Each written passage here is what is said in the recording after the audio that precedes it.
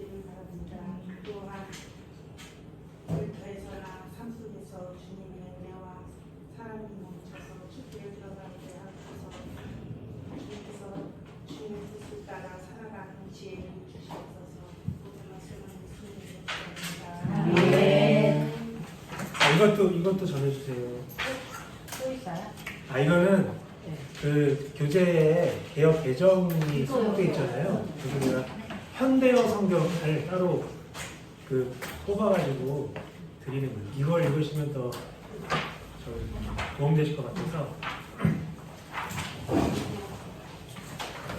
네, 오늘은 7과 나의 신앙 간증문입니다. 내가 그건 언제 보냐? 요거 간증문만 보시면 돼요. 그걸 네. 집에 가셔서 보시고요. 네. 자, 말씀 보기. 우리는 언제 어디서든 예수님을 믿는 믿음을 나눌 수 있어야 합니다. 학교나 직장, 가족 모임, 또 친구와의 대화 이런 자리에서 우리 믿음이 자연스럽게 드러나야겠죠. 누군가 내게 당신은 왜 예수님을 만나요? 라고 묻는다면 그때 무엇이라고 대답하시겠습니까? 혹시 질문 받아보신 적 있나요?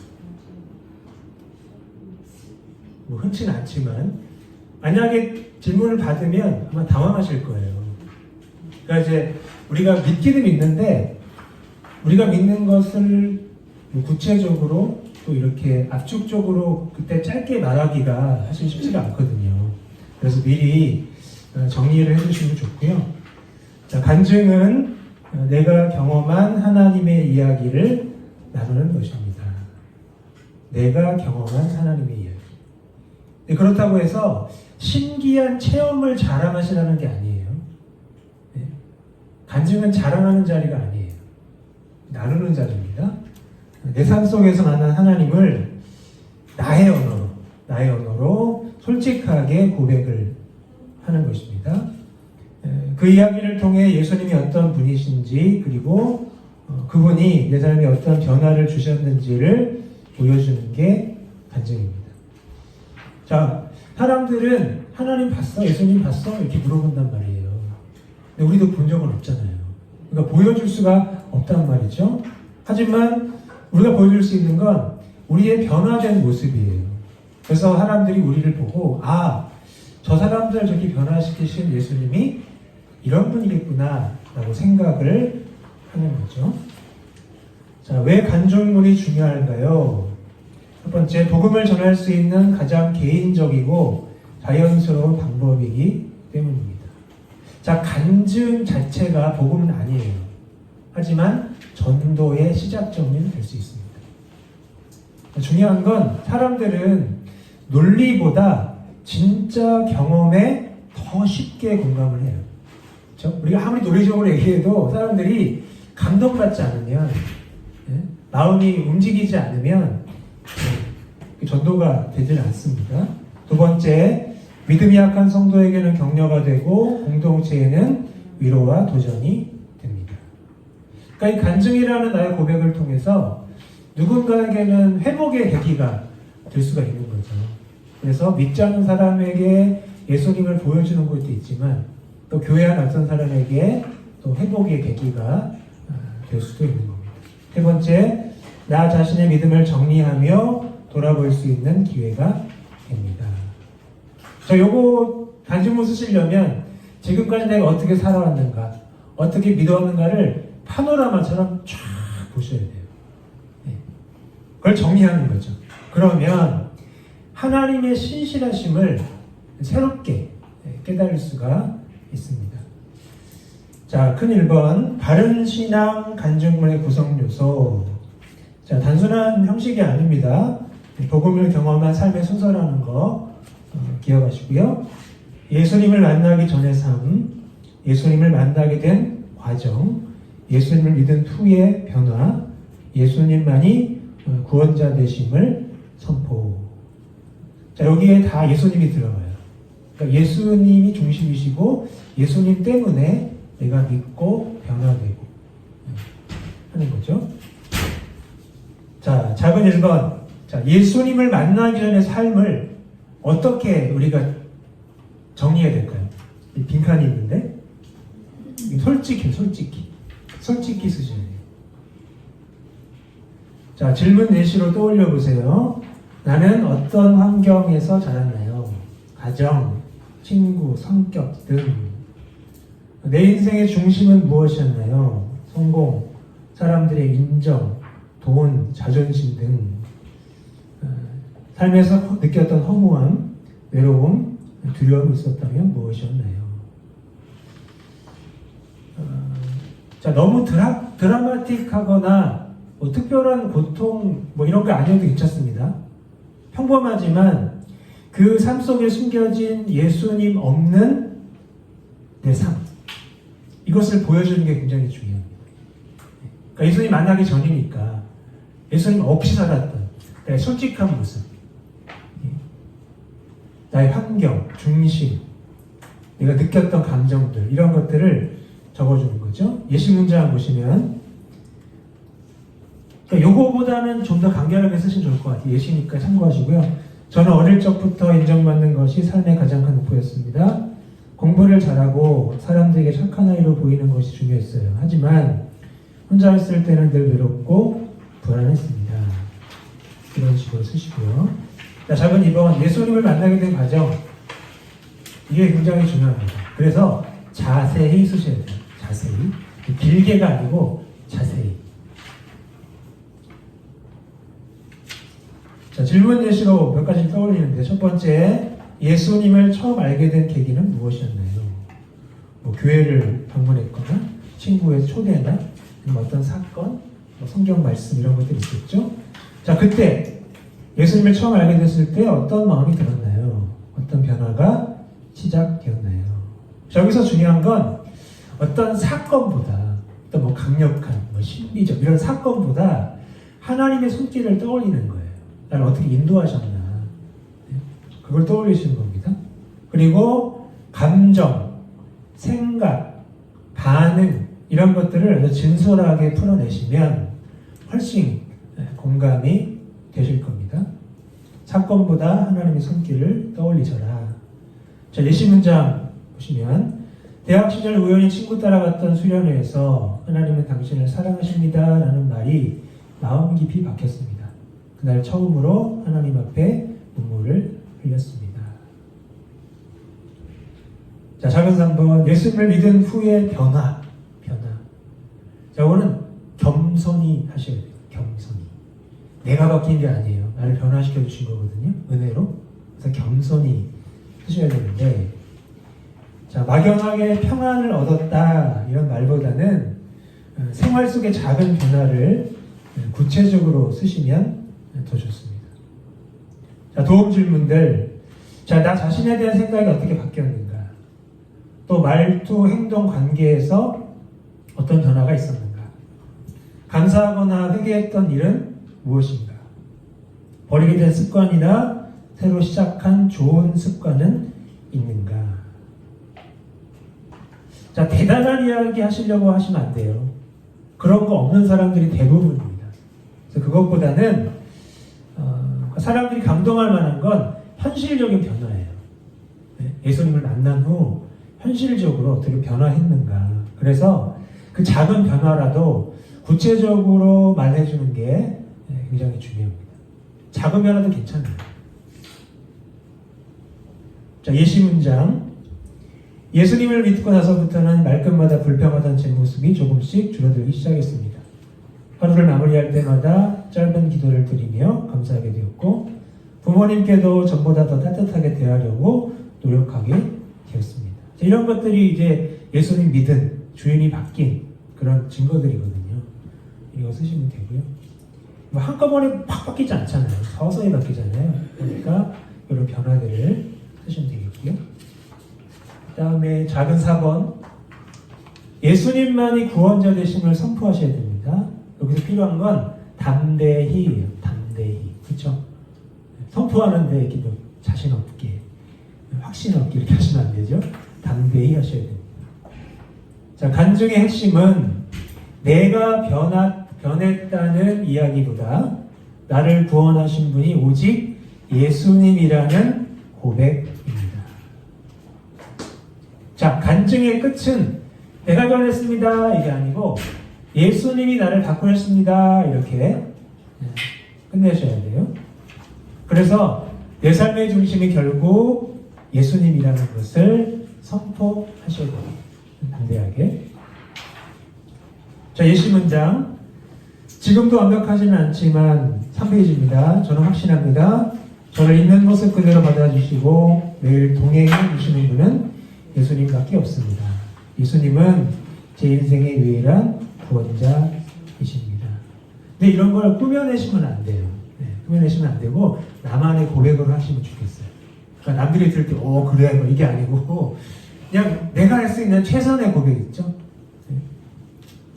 그러니까 뭐 이렇게 미사일구도 굳이 안 써도 나만 할 수 있는 담담한 그런 고백들을 하시면 좋겠습니다.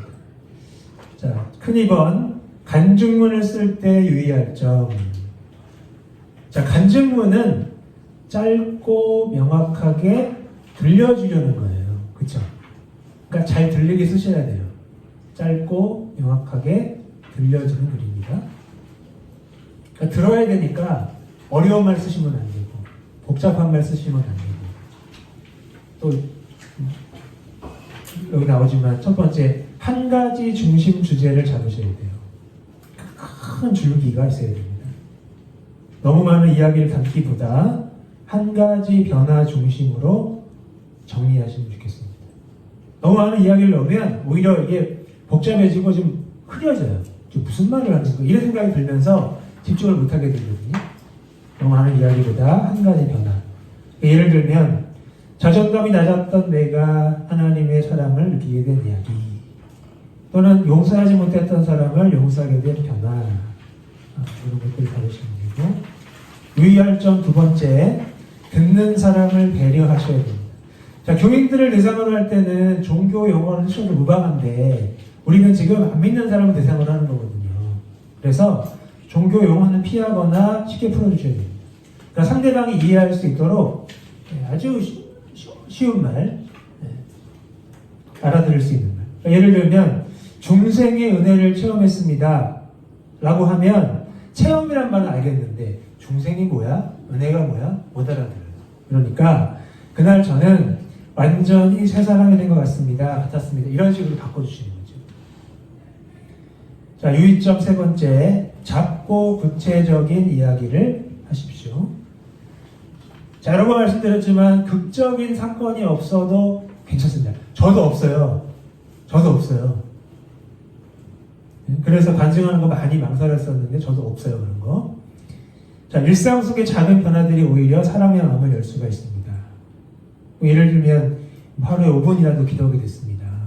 그전에는 기도 안 했거든요. 하나님 의지 안 하니까. 근데 의지하기 시작하니까 그래 5분이라도 기도해야지, 성경 한 장이라도 읽어야지, 이런 변화가 있단 말이죠. 사람들이 그런 변화에 훨씬 더 공감을 하게 되는 거죠. 그리고 나도 할 수 있겠구나 생각을 하게 되는 거예요. 근데 엄청난 체험, 엄청난 변화 이런 거 난 저렇게 못할 것 같은데 이럴 수도 있습니다. 자, 그 다음에 네 번째, 교회에 대한 소개를 할 수 있는데 긍정적으로 하셔야 돼요. 교회가 나에게 어떤 도움이 되었는지 따뜻하게 전해 보시기 바랍니다. 그러니까 불평보다는 이 은혜를 기억하는 태도 있잖아요. 그게 간증의 분위기를 따뜻하게 만들 수 있습니다. 예를 들면 처음엔 낯설었지만 비슷한 고민을 나누는 청년 소모임에서 큰 위로를 받았습니다. 우리 교회를 예를 들면 우리 교회에 오시는 분들마다 하시는 얘기가 가족적이다, 따뜻하다. 저도 그랬거든요. 다 그 얘기하세요. 그런 이야기 쓰시는 거예요. 가족 같은 교회에 와서 정말 진짜 가족 같은 분들 만나서 이런 얘기를 하시는 거죠. 똑같이 쓰시면 안 돼요. 다르게 쓰세요. 자, 적용과 나눔 다음 4가지 항목에 따라서 나의 신앙 간증문 초안을 작성해 봅시다. 항목마다 3줄, 5줄 정도 작성해 보시면 부담 없이 시작하실 수가 있는데, 자, 처음부터 잘 쓸 생각하지 마세요. 그냥 막 쓰셔야 돼요. 근데 막 쓰는 것도 어렵다 그러면 메모처럼 쓰세요. 짧게. 이런 일, 저런 일, 이런 감정, 이런 사건 책을 이렇게 쓰셔서 나중에 연결하시면 돼요. 그 책을 내신 분이 글을 잘 쓰려면 어떻게 하는지 알려주셨거든요. 그냥 막 쓰래요. 그냥 중간에 뭐 글자가 틀리든 내용이 안 맞든 그냥 처음부터 끝까지 다 쓰고 그 다음에 딱 보면 소재만 어떻게 나눠야 되는지 이렇게 다 보인대요. 그러니까 그냥 라운드를 쭉 쓰셔도 좋아요. 자, 1번 예수님 만나기 전의 삶. 예, 나의 삶의 중심, 고민, 외로움, 추구했던 것들. 2번 예수님을 만나게 된 과정. 누구를 통해 어떤 계기, 여기 어떻게 쓰라고 그랬죠? 자, 예수님 만나기 전의 삶은 솔직히 쓰라고 말씀드렸고, 만나게 된 과정은 자세히 누구를 통해서 어떤 계기로, 어떤 말씀으로, 어떤 상황에서. 한번 예수님 믿음의 변화는 내가 변한 게 아니니까 겸손히 쓰라고 말씀드렸습니다. 삶의 어떤 부분이 바뀌었는지, 관계, 습관, 감정 등을 구체적으로. 4번 예수님이 구원자 되심을 선포하셔야 됩니다. 내가 믿는 예수님은 어떤 분이신가? 지금 내게 어떤 분인가? 자, 마무리 팁을 드리면 너무 잘 쓰려고 부담 갖지 마세요. 여러분들은 작가가 아닙니다. 네, 평범한 성도님들이십니다. 그러니까 너무 잘 쓰려고 하지 마시고 부담도 갖지 마시고 솔직하게만 쓰세요. 솔직함이 힘입니다. 자, 처음에는 메모하듯 쓰기 시작하고 그 다음 문장으로 연결해 보세요. 그 당신의 이야기는 누군가에게 큰 도전과 위로가 될 수 있습니다. 자, 끝난 거 아니고요. 제 거 한번 들려드릴게요. 제 거.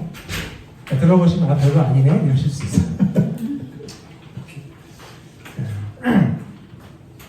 자, 1번 예수 그리스도를 기억적으로 만나게 되는 삶을 솔직히 적어봤습니다. 저는 모태신앙으로 자라 어린 시절부터 교회 다녔습니다. 부모님의 인도로 주일학교에 다녔고 교회는 익숙한 공간이었습니다. 하지만 저에게 하나님은 그저 당연히 있는 분처럼 느껴졌고 믿음이 무엇인지 구원이 무엇인지 깊이 고민해 본 적은 없었습니다. 중학교 1학년 여름 수련회 때 한 선생님께서 너는 구원의 확신이 있니? 라고 물으셨을 때 저는 아무 대답도 하지 못했습니다. 그 질문이 제 마음에 큰 충격으로 남았고 그때부터 진짜 믿음이 뭘까 고민하기 시작했습니다. 믿음에 대해 고민하던 중 중학교 2학년 때 전도한 친구를 따라 교회를 1년 정도 떠난 적이 있었습니다. 부모님께는 말씀드리지 못한 채 교회와 멀어진 시간이었습니다. 그러다가 고등학교 1학년이 되어 다시 교회로 나가게 되었고 그의 여름 수련회 저녁 집회 때 말로 설명할 수 없는 평안과 위로를 느꼈습니다. 이 감정이 단순한 분위기의 감동인지 아니면 하나님이 만지심인지는 정확히 설명할 수 없지만 분명 제 마음이 달라졌고 그 이후 꾸준히 교회에 다니기 시작했습니다. 하지만 진짜 믿음의 확신이 단번에 생긴 것은 아니었습니다. 대학교 3학년쯤부터 신앙에 대한 회의가 찾아왔습니다. 내성적인 성격 때문에 사람들에게 쉽게 털어놓지도 못했고 주도교육자에게 상담하기도 어려웠습니다. 대신 책을 통해 혼자 공부하고 고민하면서 하나님 없이 사는 인생이 얼마나 무섭고 공허한가를 스스로 깨달아갔습니다. 신앙은 단지 전통이 아니고 교회 출석이 아니라 생명의 문제라는 것을 점점 더 인식하게 되었습니다. 대학을 졸업한 후 옹기장의 선교단에서 찬양사역을 하기도 했고 하나님을 더 알고 싶다는 갈망으로 신학대학원에 입학했습니다. 그러나 지금 돌아보면 그 당시 저는 사역자로서의 역할은 있었지만 예수님과의 인격적인 관계는 아직 분명하지 않았던 것 같습니다. 겉으로는 신실해 보였지만 내면은 여전히 흔들리고 있었습니다. 목사가 된 후 전임 사역 1년 차에 크고 아픈 실패를 경험했습니다. 그 일을 통해 제 안에 감추어져 있던 신앙의 헛헛함과 상처들이 수면 위로 드러났습니다.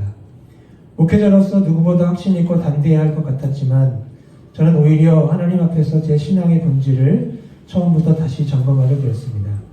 그 이후 사임하기 전 순회 선교단 복음학교에 참석하게 되었고 그곳에서 처음으로 복음의 핵심과 예수님과의 인격적인 관계가 무엇인지를 보다 분명히 알게 되었습니다. 돌이켜보면 하나님은 제 인생 여러 시기마다 멈추지 않고 저를 붙들고 계셨습니다. 혼자 고민하던 중에도 믿음을 떠났던 시간 속에서도 실패의 자리에서도 하나님이 갈 곳을 놓지 않으셨습니다. 복음학교를 통해 분명히 알게 된 것은 내가 예수님을 찾아간 것이 아니라 예수님이 먼저 나를 찾아오셨다는 사실이었습니다. 내 감정이나 노력, 열심이 아니라 예수님이 십자가 위에서 나를 위해 하신 완전한 일에 신앙의 기초가 있다는 것을 알게 되었습니다. 지금도 저는 여전히 만들어져가는 중입니다. 하지만 분명한 것은 예수님만이 나의 구원자이시고 내가 어떤 상황에 처하든지 주님의 은혜는 변함없다는 것입니다. 앞으로도 그 은혜를 잊지 않고 예수님을 드러내는 삶을 살고 싶습니다. 네, 여기 있습니다. 자, 이제 시간이 좀 남았거든요. 25분 동안 한번 초안을 한번 작성해 보세요. 1번부터 4번까지 그 메모하듯이 쓰시는 거 있죠? 그거부터 한번 해보세요.